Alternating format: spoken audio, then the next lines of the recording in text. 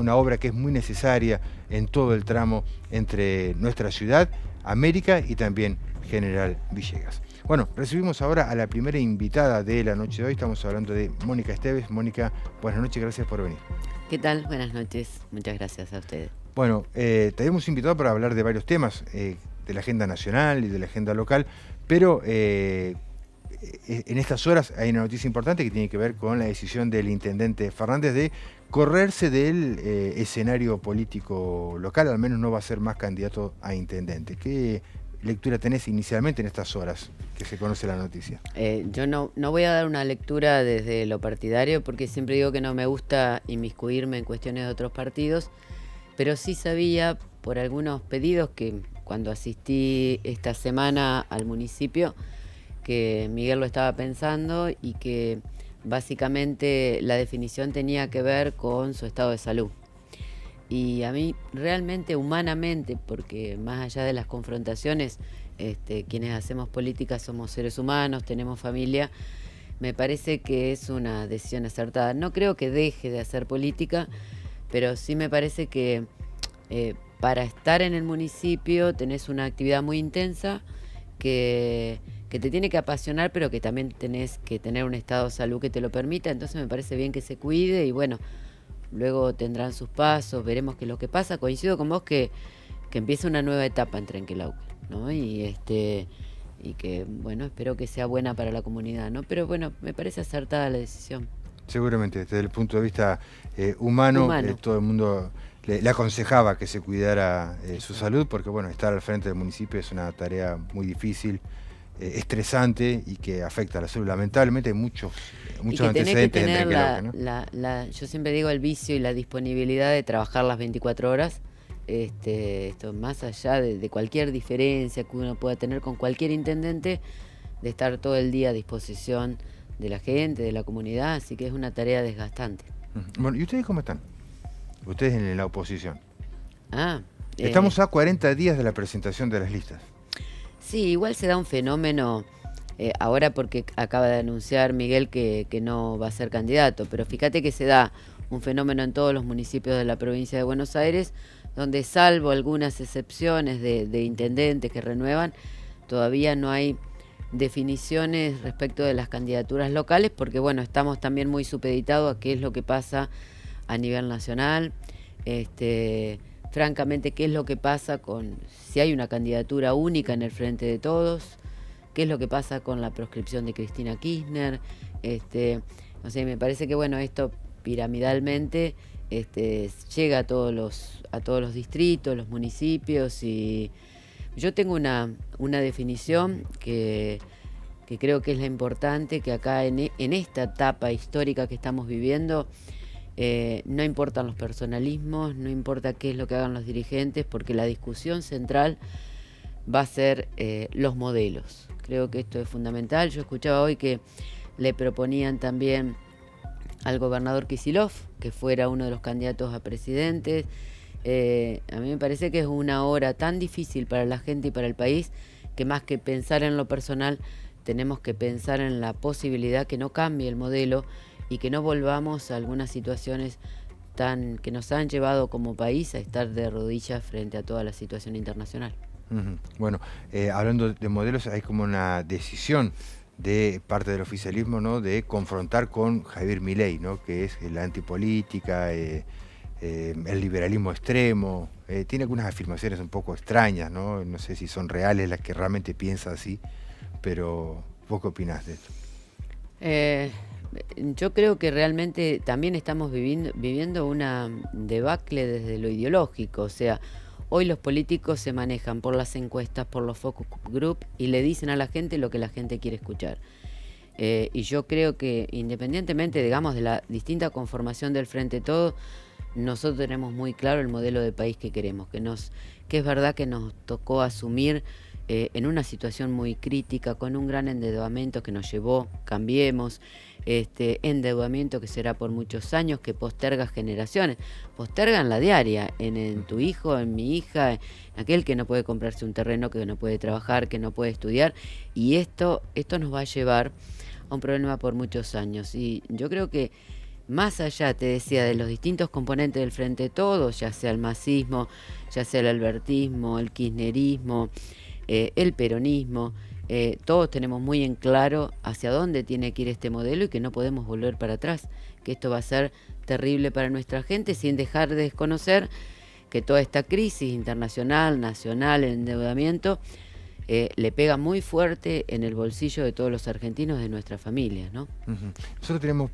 pensado en comenzar el programa hablando de esta semana que fue tan compleja en materia de política y de justicia, ¿no? Claro. Pero, tuvimos que cambiar por esta noticia local. Es que no está desvinculado. A ver, vos me hacías recién una pregunta. El tema es plantearse por dónde pasa el poder hoy en la Argentina.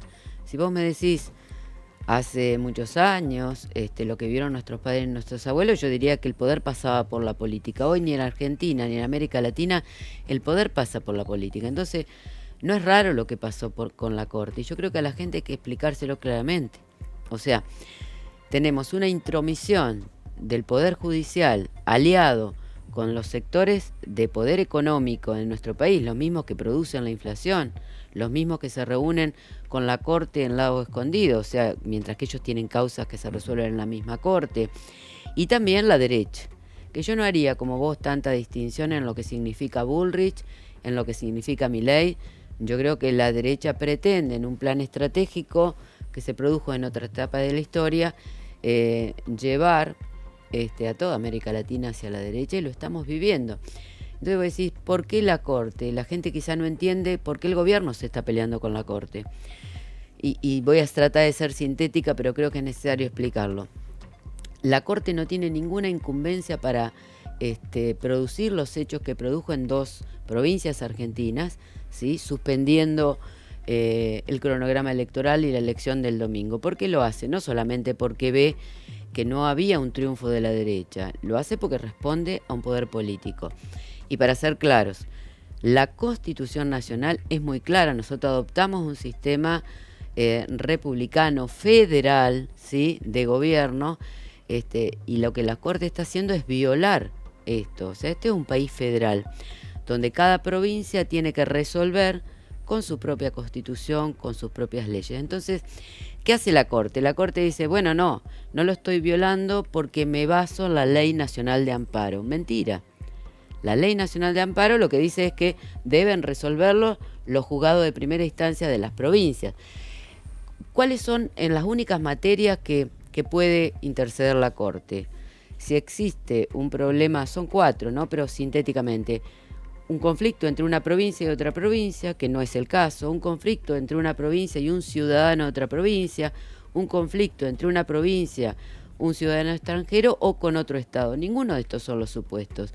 Entonces, deliberadamente, la Corte hace política beneficiando a los poderes económicos y a los medios también masivos de comunicación social. Entonces, suspende, digamos, 2 elecciones provinciales en las cuales el PRO iba a perder. ¿Dónde el PRO iba a perder? Porque la semana pasada no sé hubo si 3 elecciones. Es el poder económico que...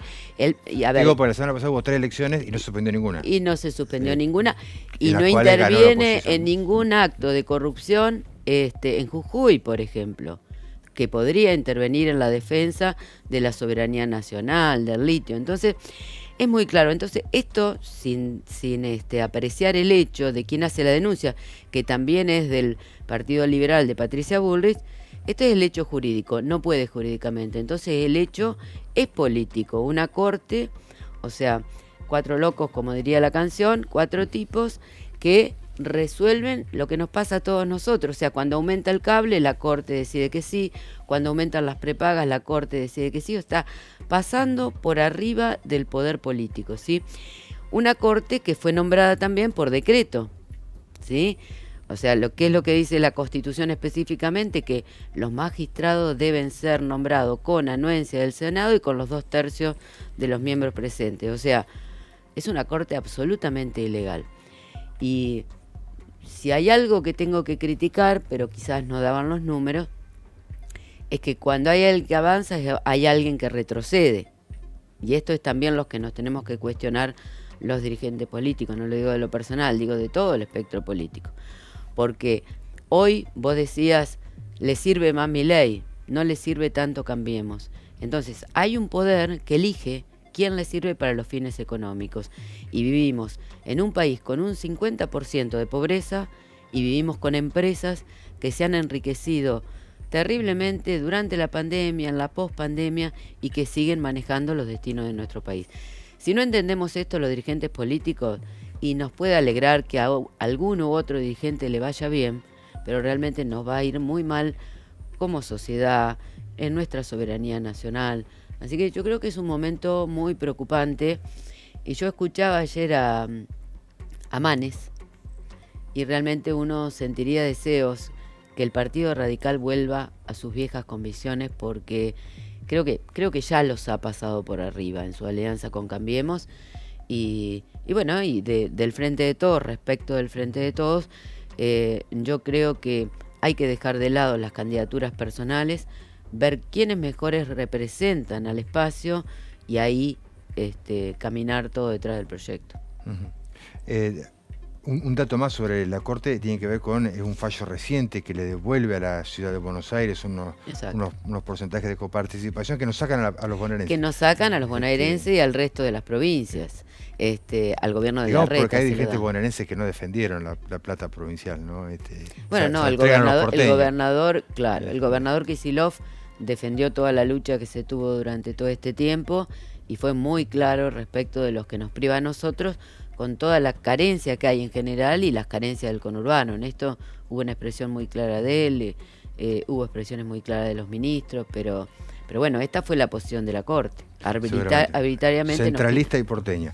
Y de todos modos, cabe consignarnos que no es un debate fácil de dar y un discurso fácil de hacer llegar cuando la mayor parte de la gente hoy no llega a fin de mes o tiene problemas para comer o para mandar a los chicos a la escuela. Pero la gente también tiene que saber, nos pasa a todos, y esto la pasamos todos, como la pasarás vos, los chicos que están detrás de cámara, la situación es difícil para todos.